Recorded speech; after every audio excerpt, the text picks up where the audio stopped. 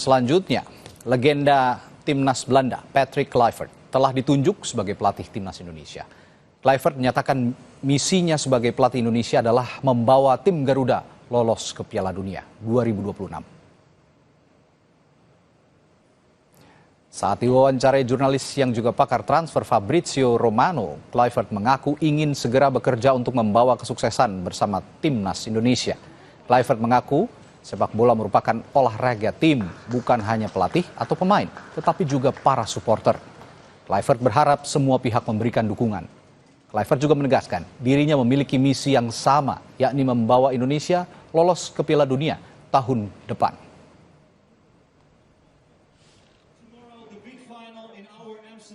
So Patrick wanted to ask you your ambition, your mission as the head coach of Indonesia. What do you want to achieve with them? Well, the mission is, of course, to qualify ourselves for the World Cup next year. I think we have, the ability and the strength and the passion to go for it. We need the support of the whole country behind us, of course, and I think together we can achieve a lot of great things. And what about the team, Patrick? Do you have everything in place? What's the planning about that? Well, as everyone knows, football is a team sport and all pieces need to fit perfectly. Right now we're in the process of putting everything together, but it's important to remember that a team is not just about coaches, players or people around the team. We're talking about all supporters. They are a vital part of our journey. It has to be one mission, one team, and it's an honor to be part of it, of course.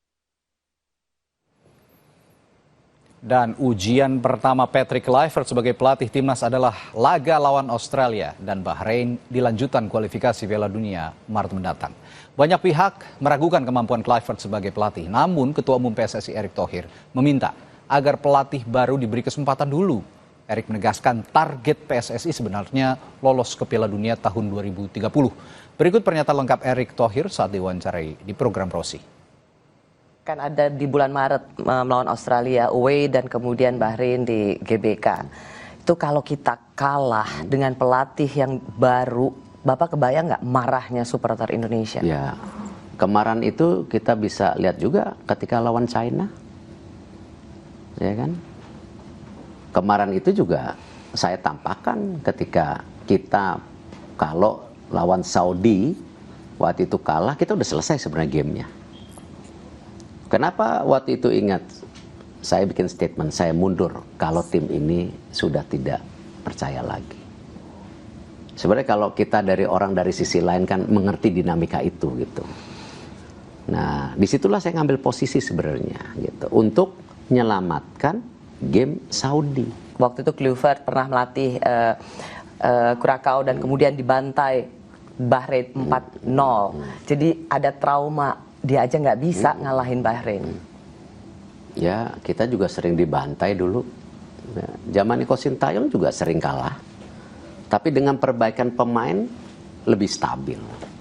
Kembali, kita nggak bisa komparisi selalu Sintayong, Patrick. Udahlah, ini dua figur yang berbeda. Beri kesempatan ketika seperti kita memberi kesempatan Sintayong dulu. Di blueprint sepak bola kita, itu targetnya masuk Piala Dunia 2030-an. Tetapi momentumnya ini ada. Ini yang saya bilang momentumnya ada, makanya kita push. Ya, kalau kita bicara blueprintnya aja, belum tentu juga pemain diaspora kita 10 tahun lagi ada. Ini kadang-kadang matriksnya hanya jangan dilihat sekecil-kecil itu, mesti lihat kompleksitas yang besar. Gitu. Misalnya, ya, kita 10 tahun lagi, ya, ternyata pemain kitanya nggak ada. Pelatihnya bagus, nggak ketemu juga.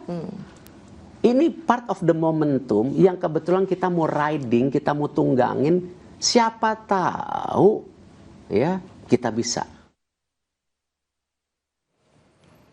Dan simak selengkapnya wawancara bersama Ketua Umum PSSI Erick Thohir dalam program Rossi yang akan tayang malam ini pukul 20.30 waktu Indonesia Barat. Saudara, sementara pelatih Timnas Indonesia U20 Indra Syafri membagikan momen pertemuan dan perpisahannya dengan Sintayong di akun pribadi media sosial Instagramnya. Indra Syafri mengatakan saat pertemuannya di tahun 2019 langsung berdiskusi soal kondisi dan apa yang harus diketahui Sintayong tentang sepak bola Indonesia. Di kalimat terakhirnya, Indra mengucapkan terima kasih kepada Sinteyong karena telah menjadi bagian dari perjalanan sepak bola Indonesia.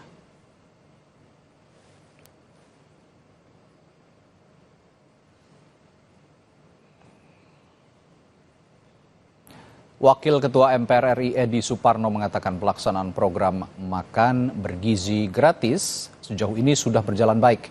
Hal ini diungkap Edi saat meninjau program MBG di salah satu sekolah dasar di Bogor, Jawa Barat. Edi menambahkan meski berjalan baik, kualitas menu tetap dijaga. Untuk saat ini di Kota Bogor ada 2 SPPG yang berada di Kedung Badak dan di Sekolah Bina Insani, di mana setiap SPPG mampu melayani 3.000 pelajar. Berjalan lancar, pengiriman lancar, antusiasme anak-anak yang menerima makan itu juga tinggi. Kita lihat operasionalnya, ya alhamdulillah kita lihat bahwa segala sesuatu sudah berjalan lancar, sistemnya sudah berjalan. Dapur ini sudah diuji coba sebelumnya juga, dan pelaksanaannya selama beberapa hari ini ketika kita sudah mulai tanggal 6 Januari yang lalu sudah bisa berjalan lancar. Sementara itu, orang tua murid mengaku hadirnya makan bergizi gratis ini bisa menjaga asupan untuk anak sekolah, bahkan bisa menghemat uang jajan yang biasanya digunakan anak-anaknya. Tua kita senang, berarti kan anak-anak itu nggak luput dari makan siangnya. Kadang kan mereka pulang sekolah itu nggak mau makan, main dulu, malam baru makan. Tapi dengan begini ya mereka dapat makan siang. Terus katanya makanan juga enak. Udah berapa hari dimakan, setiap pulang sekolah anak saya selalu bilang makanannya enak. Nasinya banyak, kenyang juga. Saudara, misi dari Patrick Kluivert, pelatih anyar Timnas Indonesia, akan membawa skuad Garuda ke Piala Dunia. Strategi apa yang akan diterapkan Kluivert? Akan kita bahas setelah jeda di Sapa Indonesia Malam.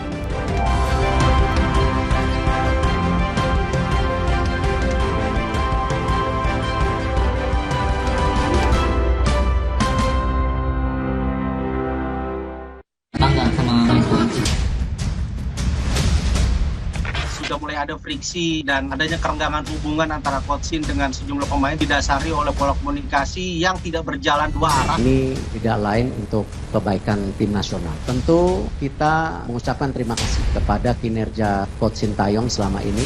Bersama Ketua Umum PSSI Erick Thohir, Rossi STY berakhir di Januari, Kamis 9 Januari pukul 8:30 malam di Kompas TV. Pas aku coba Le Mineral, segernya beda. Benar, karena Le Mineral sumbernya dari pegunungan terpilih, mengandung mineral esensial yang tercantum jelas di kemasannya, membuat rasa airnya lebih segar. Kayak ada manis-manisnya. Le Mineral. Alergi jontor nih. Aku biduran, obatnya yang depannya Indal CTN. Bisa dibeli tanpa resep dokter. Indal CTN, komposisi anti alerginya Redakan alergi. Indal CTN. Malula, madu TJ. Iya. Kalau panas dalam, sariawan bisa. Madu TJ panas dalam, minum bila perlu. Madu TJ panas dalam, madu plus herbal dari bahan alam, bantu redakan panas dalam. Madu TJ panas dalam.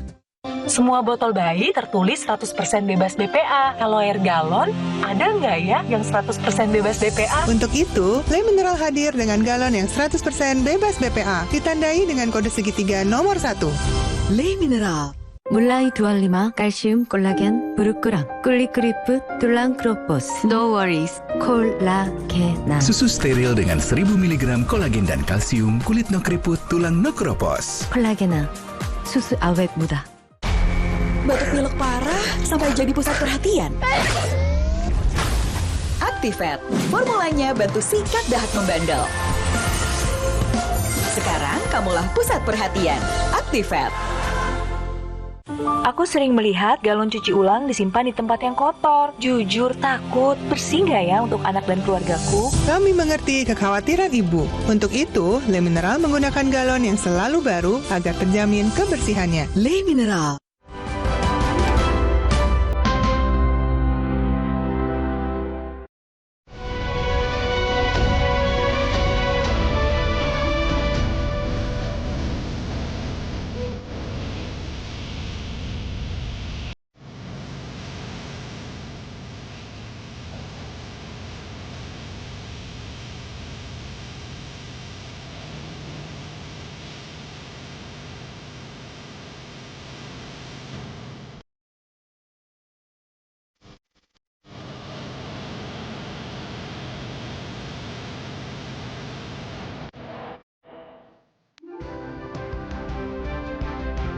Saudara, Patrick Kluivert resmi menggantikan Sinteyong sebagai pelatih skuad Garuda.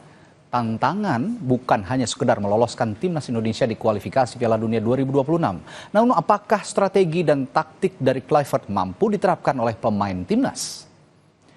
Sebelumnya, Coach Sinteyong menerapkan formasi 3-5-2, di mana sepak bola pragmatis dengan skema pertahanan atau bertahan dan melakukan serangan balik menjadi andalan Sinteyong untuk skuad Garuda di berbagai ajang kompetisi.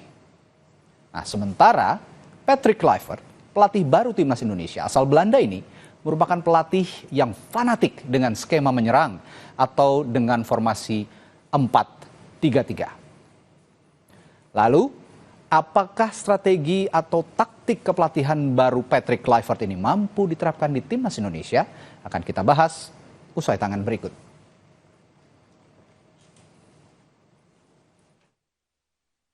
Patrick Kluivert telah resmi ditunjuk sebagai pelatih timnas Indonesia menggantikan Sinteyong. Saat diwawancarai pakar transfer Fabrizio Romano, Kluivert menyebut menjadi pelatih Indonesia merupakan sebuah kebanggaan dan sekaligus tanggung jawab. Kluivert menegaskan dirinya memiliki tujuan dan mimpi yang sama, yaitu membawa timnas ke Piala Dunia 2026. So Patrick wanted to ask you your ambition, your mission as the head coach of Indonesia. What do you want to achieve with them? Well, the mission is, of course, to qualify ourselves for the World Cup next year. I think we have, the ability and the strength and the passion to go for it. We need the support of the whole country behind us, of course, and I think together we can achieve a lot of great things. And what about the team, Patrick? Do you have everything in place? What's the planning about that? Well, as everyone knows, football is a team sport and all pieces need to fit perfectly. Right now we're in the process of putting everything together, but it's important to remember that a team is not just about coaches, players or people around the team. We're talking about all supporters. They are a vital part of our journey. It has to be one mission, one team, and it's an honor to be part of it, of course. Legenda timnas Indonesia, Bambang Nurdiansah, menilai meski belum memiliki prestasi sebagai pelatih timnas, namun penunjukan Patrick Kluivert akan membawa dampak positif pada timnas. Dengan banyaknya pemain naturalisasi asal Belanda di timnas, kerjasama pemain dan pelatih akan lebih baik. Mengganti Sinteyong tentunya pertimbangan sehingga apa yang dilakukan hire pelatih Belanda karena diasporanya anak-anak Belanda, diharapkan lebih chemistry lah, cara mainnya terutama, dan mudah-mudahan kita harapkan lebih baik daripada Sinteyong, itu harapan saya sebagai insan sepak bola. Baik. Sementara pengamat sepak bola Yusuf Kurniawan menyatakan saat ini supporter sepak bola Indonesia tidak ingin menunggu proses di timnas lagi. Publik berharap penunjukan Kluivert bisa mewujudkan target lolos Piala Dunia. Persoalannya sekarang publik sudah tidak lagi menuntut ataupun tidak melihat bagaimana proses yang akan dibangun oleh tim pelatih Kluivert dan rekan-rekannya. Yang publik ingin adalah hasilnya sekarang. Ya, jadi itu konsekuensi yang wajar karena sudah diputuskan oleh Ketua Umum PSSI dan juga Exco PSSI bahwa pengangkatan ST ini, pengangkatan dari Kluivert ini adalah tujuannya untuk mendeliver misi dari PSSI membawa timnas ini ke Piala Dunia 2026. Cuma kan pasti tidak semudah membalikan telapak tangan. Kluivert tidak memiliki waktu yang banyak untuk menyiapkan timnas Indonesia. Kluivert akan menghadapi ujian pertama saat timnas Garuda tandang ke Australia dan menjamu Bahrain di laga lanjutan kualifikasi Piala Dunia 2026 Maret mendatang. Tim Liputan Kompas TV.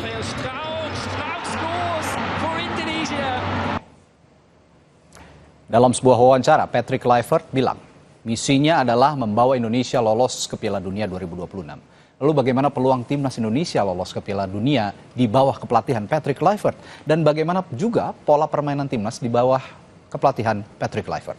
Kita bahas bersama mantan pemain timnas Indonesia Ilham Jayakesuma dan analis sepak bola Indonesia Anton Sanjoyo. Selamat malam Mas Ilham, Mas Joy. Malam. Malam, Assalamualaikum warahmatullahi wabarakatuh. Waalaikumsalam warahmatullahi wabarakatuh. Saya ke Mas Ilham dulu, saya mau tanya dari sisi POV sebagai mantan pemain juga yang pernah berlaga bersama timnas gitu ya. Kalau melihat gaya permainan pelatih-pelatih Belanda sebagai mantan pemain lah ya, di bawah Kluivert ini gayanya akan sama atau akan ada perubahan yang signifikan ke arah yang progresif atau justru akan berbeda nantinya? Bagaimana Mas Ilham? Ya, yang pasti sih saya rasa setiap pelatih mempunyai karakter masing-masing ya Mas. STY berbeda, Kluivert juga berbeda. Kembali lagi bagaimana mereka memberikan nanti taktikal, apalagi sekarang taktikal bermain sepak bola modern sekarang yang lagi musim-musim sekarang ya lagi booming ya 3-4-3 ya pasti nggak jauh dari seperti itu sih saya rasa. Jadi nggak begitu jauh karena yang saya lihat juga STY juga sudah hampir sama, nggak begitu jauh. Jadi cuman hanya saja filosofinya saja bagaimana nanti berjalan berbeda gitu. Ya, banyak kalangan yang bilang total football itu udah usang sekarang digunakan di sepak bola modern. Menurut Anda sendiri bagaimana, Mas Ilham? Ya saya rasa nggak diusang juga sih, ya? Masih banyak juga mungkin bukan dilupakan tapi diperbaikin. Kita kan sekarang modern, jadi progres ada perbaikan dan itu sekarang cara bermainnya pun ya sekarang udah mulai ya berkembang, jadi itu tidak dihilangkan sama sekali, hanya saja diperbaikin terus begitu. Oke, baik, saya ke Bung Joy kalau begitu. Yang akan berbeda, ya kita bukannya membandingkan ya Bung Joy, tapi yang akan berbeda, terlihat berbeda ketika kepelatihan di bawah Sintayong dan Kluivert sendiri, menurut Bung Joy bagaimana? Yang pasti yang pertama adalah cara berkomunikasi. Oke. Dan karena Kluivert pasti bisa bahasa Inggris, sudah pasti bahasa ibunya adalah bahasa Belanda. Sementara ada 16-17 pemain Indonesia senior sekarang itu bahasa ibunya bahasa Belanda. Jadi dari sisi komunikasi hampir pasti tidak ada masalah.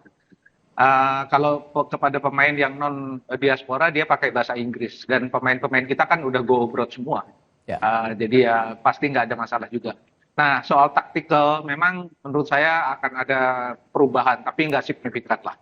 Karena kan polanya Sintayong ini kan pola yang sangat ofensif 3-4-2-1 atau 3-4-3. Dan itu kan memang diperkenalkan oleh Jose Mourinho udah lama sekali ketika dia pegang Chelsea. Sekarang banyak sekali tim di Eropa, bahkan tim-tim elit juga pakai 3 center back. Di Belanda pun ada beberapa tim pakai 3 center back. Nggak terlalu masalah juga. Problemnya adalah Kluivert ini dibesarkan oleh Ajax yang kental dengan total football. Memang total football ini sudah mix lah sekarang sama gaya sepak bola modern. Tapi inti dari total football adalah mereka membangun serangannya nggak secepat seperti yang diperagakan oleh timnya Sintayong.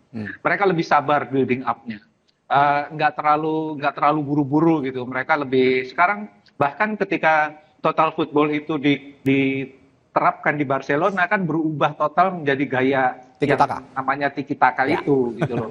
Tapi memang sekarang sepak bola modern itu kita sudah tidak bisa mengatakan oh ini total football, oh ini catenaccio, oh ini enggak. Sekarang tuh udah mix lah semuanya karena sepak bola demikian berkembangnya sehingga kemudian memang seperti Ilham bilang tadi memang udah kalaupun total football ada perbaikan-perbaikan tapi inti dari total football kan sebetulnya mereka bisa bermain di semua posisi. Nah itu juga udah nggak dipakai lagi di banyak tim elit gitu kan, di tim negara juga enggak. Mereka strict dengan posisinya, tetapi ketika ada ruang lowong mereka boleh masuk. Pemain depan harus bisa juga ikut bertahan sampai ke perimeter tengah misalnya. Jadi itu yang sekarang terjadi. Jadi menurut saya penyesuaian yang akan dilakukan oleh Kluivert tidak terlalu banyak lah. Karena basic dari yang dilakukan oleh Sintayong kan sebetulnya 3-4-2-1 atau 5 pemain di belakang. Dengan 2 pemain wingnya naik turun di sekitar perimeter pertahanan atau perimeter menyerang. Jadi menurut saya nggak terlalu banyak yang akan diubah lah oleh Kluivert. Oke. Dalam sepak bola modern juga, ya ini juga masih bagian dari turunan dari total football sebenarnya. Gegenpressing kita kenal dengan gegenpressing dengan garis tinggi gitu ya. Ini diterapkan sepertinya oleh Jurgen Klopp saat di Liverpool, bahkan sekarang Arne Slot, pelatih asal Belanda juga menerapkan hal yang sama sepertinya di Liverpool begitu. Nah, gaya permainan pressing tinggi, lalu fluiditas pemain yang tinggi, apakah juga akan segera tune in pemain-pemain kita yang sekarang ada, baik yang dari naturalisasi ataupun yang dari lokal begitu, Bung Joy? Ya kalau soal high defensive line itu kan memang pengembangan dari banyak sistem. 4-4-2 juga bisa pakai garis tinggi pertahanan gitu loh. Nah ini kan yang dilakukan oleh Sintayong, kalau saya ingat betul ketika pertama kali menghadapi Arab Saudi main di Riyadh, itu kan 3 back Indonesia itu mainnya di sekitar garis tengah. Itu yang membuat timnya Mancini kan kaget sebetulnya gitu loh. Dan ya sebetulnya apa yang dilakukan oleh Sintayong itu dari sisi sistem permainan sebetulnya memang agak banyak coba-cobanya, tapi dia udah tahu bahwa kalau main dengan high defensive line dia akan menerima konsekuensi seperti ABCD gitu. Nah, ketika melawan Arab kan cukup efektif. Ketika melawan Australia di Indonesia juga cukup efektif gitu loh. Jadi perubahan-perubahan yang dalam situasional itu menurut saya pemain-pemain Indonesia yang ada sekarang yang dibangun oleh Sintayong itu sudah cukup mumpuni lah. Artinya IQ mereka mencukupi untuk dalam perubahan-perubahan taktik yang diperlukan di lapangan, tergantung lawannya, tergantung juga kondisi udara misalnya, tergantung strategi lawan dan macam-macam. Oke, saya kembali ke Mas Ilham. Mas Ilham, selama karir Anda sebagai pemain termasuk di timnas begitu ya, pernah dilatih oleh tim atau pelatih Belanda seperti Henk Willems atau Wim Risbergen gitu? Pernah ada pengalaman itu nggak sebelumnya? Saya belum pernah. Belum pernah ya? Waktu itu belum. Saya agak lupa soalnya. Memastikan saja ini. Bernhard Skum per Jerman. Oh, untuk Jerman. Oke, tapi overall gitu ya dari pelatih-pelatih dari Belanda. Kita pernah punya Henk Willems, pernah punya Wim Risbergen gitu. Progresnya secara teamwork gitu, baik dari kacamata pemain maupun keseluruhan tim bagaimana, Mas Ilham? Yang timnas? Ya, yang timnas. Ya, saya rasa ya tadi saya yang baru bicara sama Bung Jai tadi, ya untuk masalah nanti perbaikan ya sekarang sepak bola kan berkembang. Jadi apapun itu mau 3-4-2-1, 3-4-3, 4-4-2 itu semua bertransportasi semua, fleksibel. Jadi sekarang itu tidak baku seperti dulu zaman saya 3-5-2. Jadi mereka kadang-kadang berubah jadi 4-4-2, kadang 3-4-3. Jadi yang saya lihat di timnas kita ya tadi saya bilang STY sudah memberikan pola taktikal, berapa kali struktur yang dimainkan, high press juga udah pernah dilakukan, ya kan, perubahannya juga dari segi mental, terutama juga fisik kita sudah mumpungin. Jadi saya rasa ya untuk Dortmund tidak terlalu banyak Baik. Ya, Mas Ilham. Saya yakin Anda juga kenal dengan rekan Anda juga nih, Coach Nova Arianto kan, yang kemarin juga masuk dalam staf kepelatihannya Sintayong. Nah, dalam pertanyaan saya adalah dalam proses transisi kepelatihan dari Sintayong ke Patrick Kluivert, menurut Anda peran Coach Nova apakah perlu dipertahankan atau selebihnya akan diserahkan kepada staf kepelatihan yang dipilih oleh Patrick Kluivert? Menurut Anda bagaimana? Kalau saya pribadi, saya sangat harus mempertahankan karena yang selama ini kan hampir 4 tahun Coach Nova ini kan selalu mengikuti STY, pengembangan usia muda. Saya rasa ya harus, tapi kembali lagi kan nanti ke juru taktik timnas pelatih sekarang.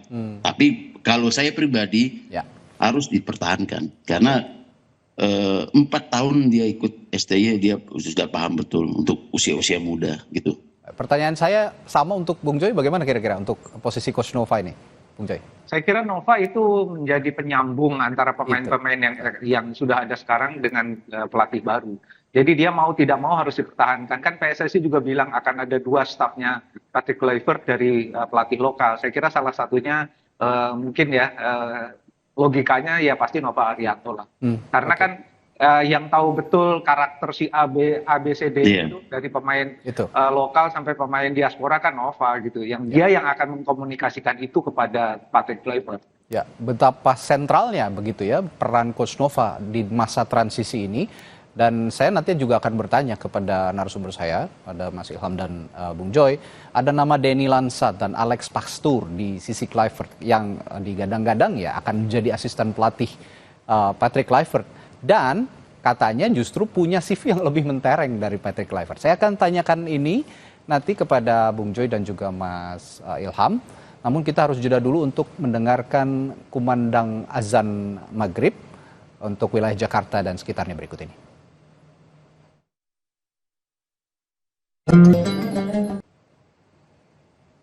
Saudara, selamat menunaikan ibadah sholat maghrib untuk Anda yang menjalankannya di wilayah Jakarta dan sekitar. Kita lanjutkan perbincangan malam hari ini. Tadi saya bertanya kepada Bung Joy bahwa selain Kluivert digadang-gadang ada dua nama lain yang akan menjadi asisten pelatih Patrick Kluivert. Ada nama Denny Lansat dan Alex Pastoor di sisi Kluivert. Nah, kira-kira peran mereka sebagai asisten pelatih apakah punya spesialisasi khusus yang akan diperankan oleh masing-masing asisten pelatih, ataukah ada tujuan lain penunjukan dua asisten pelatih ini, Bung Joy? Ya, sudah pasti peran mereka juga sentral ya, bukan cuma karena CV mereka katakanlah jauh lebih mentereng gitu ya. Tapi memang kalau Lansat kan memang satu akademi dengan Kluivert di akademi Ajax. Jadi mereka bersahabat. Jadi ini adalah pengawalnya Kluivert, Denny Lansat ini. Pengawal dalam arti mungkin untuk diskusi-diskusi yang non teknis. Tapi kalau diskusi teknis, saya yakin dia dengan Pastoor karena memang Pastoor ini ahli strategi. Dia di Almer pun dia kan terkenal sebagai pelatih yang dalam tanda kutip jenius gitu ya. Nah, kalau kita ingat peran dua orang ini memang akan sangat krusial. Mengingat juga banyak sekali sebetulnya pelatih yang selalu berdiskusi dengan asistennya untuk menentukan strategi. Kalau Anda ingat Pep Guardiola ketika masih menjadi pemain bahkan di Barcelona, itu adalah sparring partnernya Johan Cruyff untuk melakukan uji strategi. Jadi memang Pep Guardiola ini udah jenius dari dulu. Nah, ini dugaan saya nih Alex Pastoor lah yang akan menjadi orang yang pertama-tama ditanya oleh Patrick Kluivert tentang strategi yang akan dijalankan, melihat seluruh konstelasi pemain, konstelasi lawan, lapangan, cuaca dan macam-macam. Hampir pasti Pastoor lah yang akan ditanya oleh Kluivert. Sementara Lansat akan melakukan backup karena dia mungkin akan lebih berkonsentrasi pada individu per individu pemain, terutama pemain diaspora ya. Untuk peningkatannya, misalnya Kevin Dix butuh apa, Martin Pas butuh apa, Jai Isdes butuh apa yang perlu ditingkatkan. Mungkin itu peran itu akan diberikan pada Denny Lansat. Kira-kira begitu. Oke. Ada peran teknis, ada peran non teknisnya. Ini akan saling melengkapi, kira-kira seperti itu. Nah, untuk Kluivert sendiri, meskipun dibilang katanya CV-nya kurang mentereng, tapi saya yakin sepertinya ya, ini pendapat saya atau mungkin ada pendapat lain dari narasumber malam hari ini. Penunjukan Kluivert ini untuk melihat sosok besar dirinya, begitu ya, Bung Joy? Iya, ada dugaan bahwa sebetulnya kenapa nggak Pastoor sih yang jadi Alex Pastoor yang jadi head coach gitu ya. Tapi kalau Alex Pastoor kan tidak terlalu mentereng namanya gitu loh. Orang lebih kenal Patrick Kluivert. Tetapi apapun, Patrick Kluivert kan pernah menjadi pemain besar. Nah, kalau CV-nya tidak terlalu mentereng, ya mungkin karena kesempatan aja gitu loh. Tapi sebagai pemain, terutama kalau kita bicara lini depan, yang sekarang masih banyak sekali kekurangannya, paling lemah diantaranya timnya Sintayong, itu mungkin dia kan bisa memberikan masukan pribadi karena dia adalah seorang striker yang luar biasa gitu loh. Jadi menurut saya hal itu sangat lumrah lah. Baik. Di dalam sepak bola. Ya, Mas Ilham, sebagian besar pemain timnas timnas Indonesia ini kan naturalisasi dari Belanda gitu ya. Tentu saya yakin juga mereka akan lebih mudah beradaptasi dengan gayanya Patrick Kluivert, terutama soal komunikasi tadi yang sempat disinggung oleh Bung Joy begitu. Nah, tapi bagaimana dengan pemain lokal seperti ya Rizky Ridho, Pratama Arhan, Marcelino Ferdinand begitu yang sebenarnya cukup kental dengan gaya main Sintayong. Kalau saya lihat dari beberapa pertandingan, mereka sangat bisa tune in dengan gaya permainan Sintayong. Nah, di bawah Kluivert mereka akan seperti apa kira-kira? Ya, saya pikir ya Rizky Ridho dan lain-lain ya mereka sudah profesional. Saya rasa siapapun pelatihnya, mereka pasti akan bisa mengikuti taktikal pelatih itu sendiri karena saya lihat Rizky Ridho ya kembali lagi ya, bukan saja pintar dalam pengambil keputusan, ya kan? Ya. Dia juga bisa baca bola, dia juga bisa berkomunikasi dengan pemain seperti Jay dan lain-lainnya juga. Jadi saya rasa sih nggak jadi masalah. Ya. Jadi intinya mereka yang asli Indonesia atau katanya yang naturalisasi, mereka semua sudah blend in sebenarnya ya dari sejak tim ini sudah dibentuk. Bukan begitu ya, Bung Ilham? Ya, kalau tidak mereka tidak akan maju ke putaran ketiga. Tidak sejauh ini begitu ya, melaju. Kalau begitu ngomong-ngomong soal melaju sejauh mana, di bawah Patrick Kluivert sepertinya banyak tekanan untuk yang sekarang publik menekan pokoknya mau nggak mau suka tidak suka harus masuk Piala Dunia. Nah kan sih bagaimana sejauh ini Bung Ilham? Ya kan pasti ada. Ya kenapa saya rasa kenapa ambil sekarang betul berani ambil ya. Dia percaya diri ya, kembali lagi kita bisa lolos ketika pergantian ini dari STY ke Peter ini. Kalau dia nggak percaya diri ya mungkin nggak diambil gitu. Pertanyaan yang sama Bung Joy? Ya, harus saya ingatkan bahwa sejak awal kan ketika Indonesia dibagi masuk ke dalam grup ini tidak ada satu orang pun, bahkan di PSSI di seluruh Indonesia lah tidak ada satu orang pun yang berharap atau punya angan-angan Indonesia bisa langsung masuk ke Piala Dunia, nggak ada, gitu loh. Jadi kan targetnya bisa masuk putaran 4 dengan posisi 3 atau posisi 4, gitu loh.